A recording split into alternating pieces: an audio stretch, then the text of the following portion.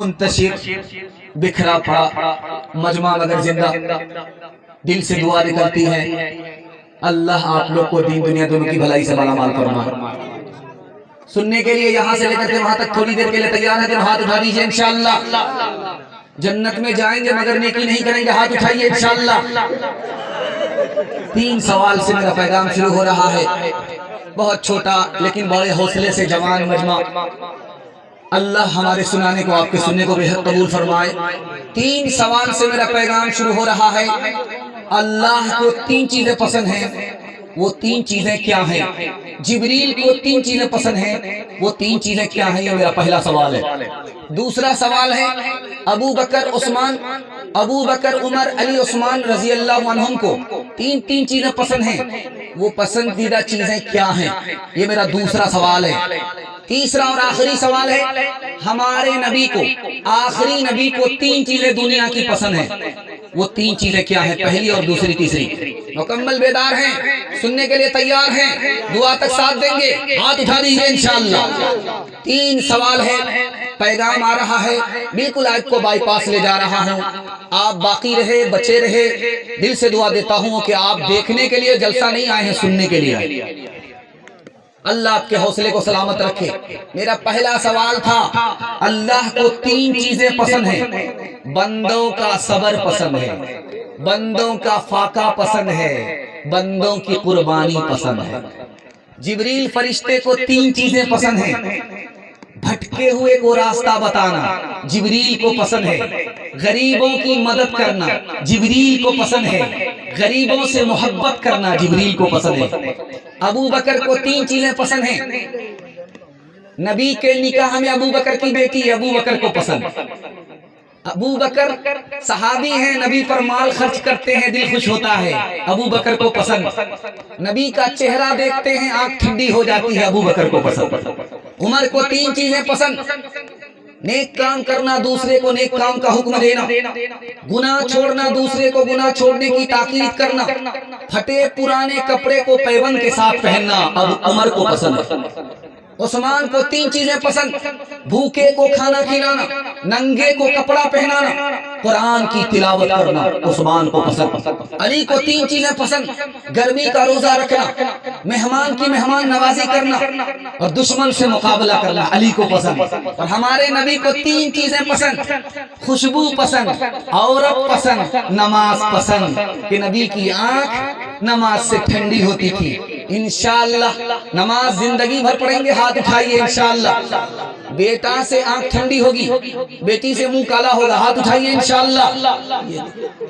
نبی آتے رہے آخر میں نبیوں کے امام آئے، وہ خدا کا نبی آتے رہے آخر میں نبیوں کے امام آئے، وہ دنیا میں خدا کا آخری پیغام لے آئے، جھکانے آئے بندوں کی جبیں اللہ کے در پر، سکھانے آدمی کو آدمی کا احترام آئے، وہ آئے جب تو عظمت بڑھ گئی دنیا میں انسان کی، وہ آئے جب تو بندوں کو، وہ آئے جب تو بندوں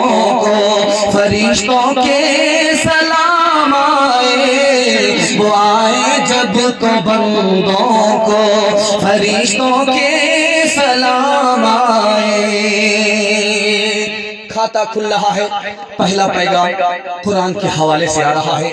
قرآن کو آپ پکڑیے، مسند رسول پر بیٹھ کر کے میں گارنٹی لیتا ہوں اللہ آپ کو کل ہی عزت کی چوٹی پر پہنچا دے گا۔ ہماری دعا قبول نہیں ہوتی ہے، خدا کے بندے ہیں بندگی نہیں کرتے، ہماری دعا قبول نہیں ہوتی، رسول اللہ کے امتی ہیں سنت پر کھڑے نہیں ہوتے، ہماری دعا قبول نہیں ہوتی، شیطان ہمارا دشمن ہے لیکن شیطانی کام روز کرتے ہیں، ہماری دعا قبول نہیں ہوتی، قرآن کی تلاوت بھی نہیں ہے، قرآن پر عمل بھی نہیں ہے۔ दूसरी बात, इतना बड़ा मजमा, मैं आपको तकरीर सुना रहा हूँ, आप सुन रहे हैं। खुदा से हमारा कैसा ताल्लुक है, कैसे पता चलेगा? दो बातों पर आप नजर डालिए, हमारी हालत कैसी है, हम नेक हैं या नाफरमान हैं। अगर नाफरमान है तो खुदा से हमारा कोई ताल्लुक नहीं, और कुरान से अगर हमारा ताल्लुक है तो खुदा से ताल्लुक है। कुरान से ताल्लुक नहीं, इसका मतलब है खुदा से हमें कोई ताल्लुक नहीं है। तीसरी बात याद रखिए, लोहे पर पानी पड़े जंग लग जाता है, घर को आदमी छोड़ करके चला जाए वीरान हो जाता है। उसी तरह इस पहलू में जो छुपा हुआ दिल है, इसमें भी जंग लगता है, ये भी वीरान होता है। कैसे वीरान होता है?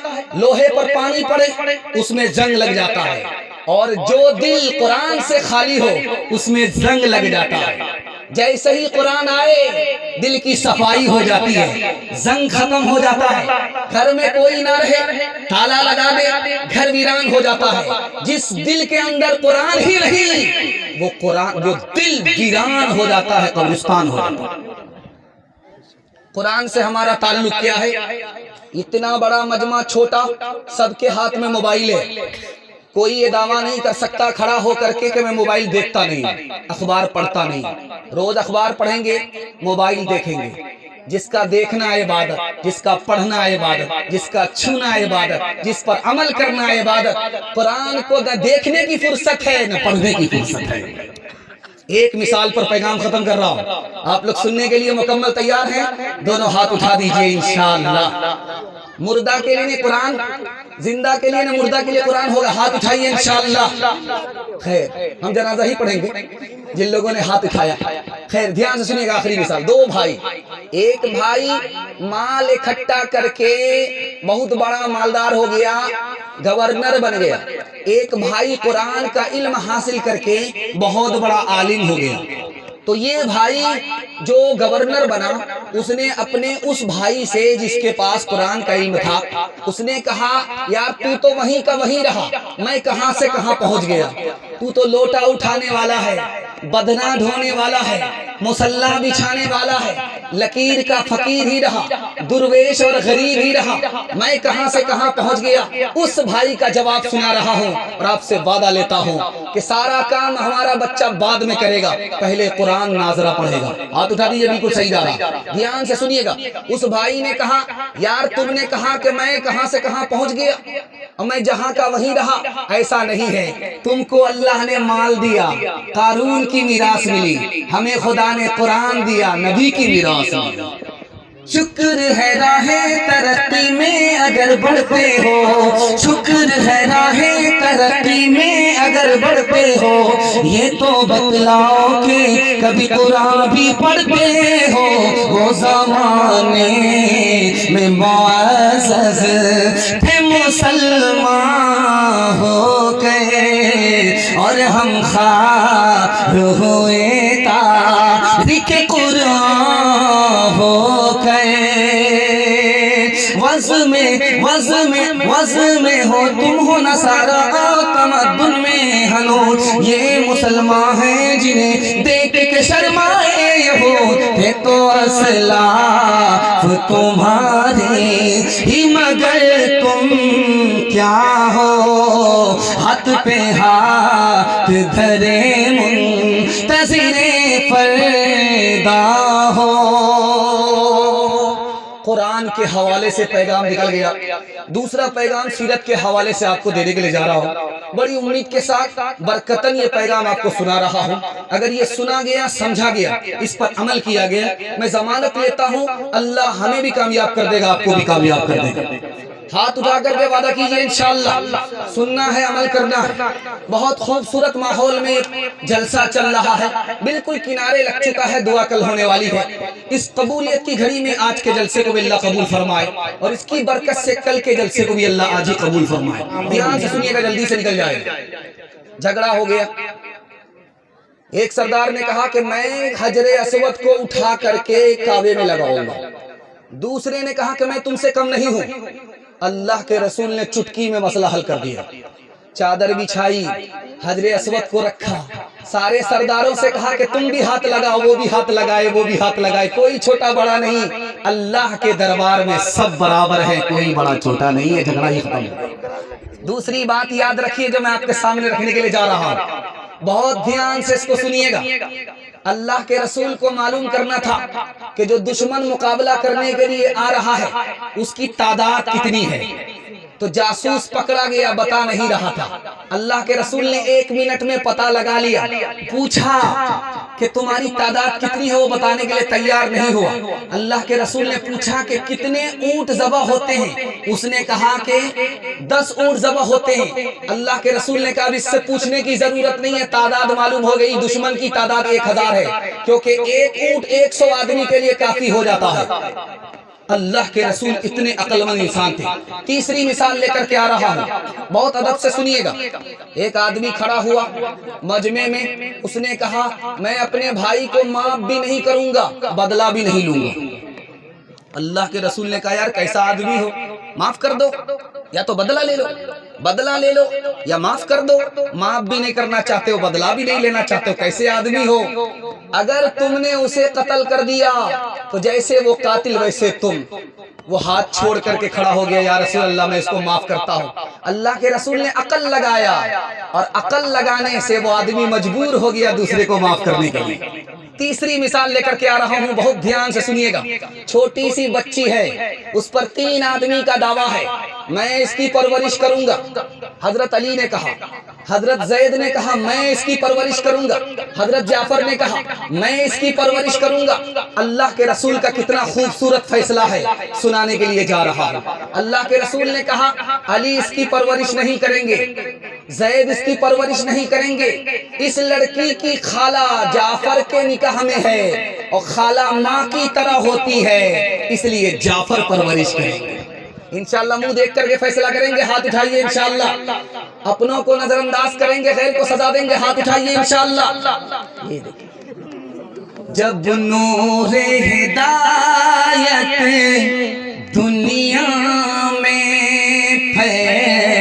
جب نور ہدایت دنیا میں چمکا دیا کملی والے نے،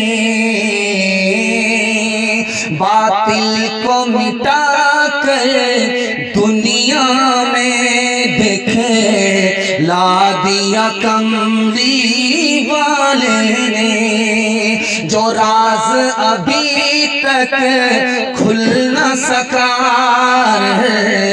باب خرد سے دنیا میں، وہ راز اشاروں میں ہم کو سمجھا دیا کملی والے نے، جو لوگ ذرا سی باتوں پہ صدیوں جنگیں کیا کرتے تھے، پیار و محبت سے رہنا سکھلا دیا کملی والے نے۔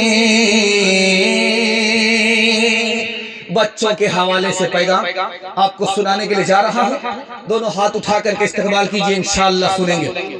بچوں کے حوالے سے سنا رہا ہوں، آپ اپنے بچے کے ایمان کو بچائیے، ورنہ بچہ آپ کے ہاتھ سے نکل جائے گا، اس کا ایمان چلا جائے گا۔ بہت خوبصورت پیغام، بڑی ذمہ داری کا پیغام آپ کی خدمت میں لے کر کے آ رہا ہوں، بہت بائی پاس آپ کو لے جا رہا ہوں، جلدی میں لے جا رہا ہوں۔ آپ محبت سے سن رہے ہیں، آپ کو پتہ نہیں چل رہا، اللہ اس محبت کو سلامت رکھے، دھیان سے سنیے گا۔ ہم لوگ کا جملہ ہوتا ہے، ہڈی ماں باپ کی اور چمڑی استاذ کی، یہ جملہ بولتے ہیں۔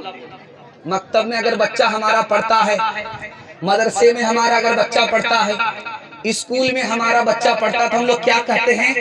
ہڈی ماں باپ کی اور چمڑا گوشت سب استاذ کا، یہ غلط ہے۔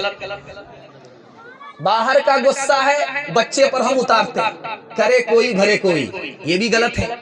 بات بات پر اگر آپ بچے کو ماریں گے، ڈرا کر کے دھمکا کر کے کام نہیں نکالیں گے، 3 بڑے نقصان آپ کو اٹھانے پڑیں گے۔ بچے کا دماغ کمزور ہو جائے گا، وہ یاد رکھے گا پھر بھول جائے گا، آگے نہیں بڑھ پائے گا، اس کا دل کمزور ہو جائے گا۔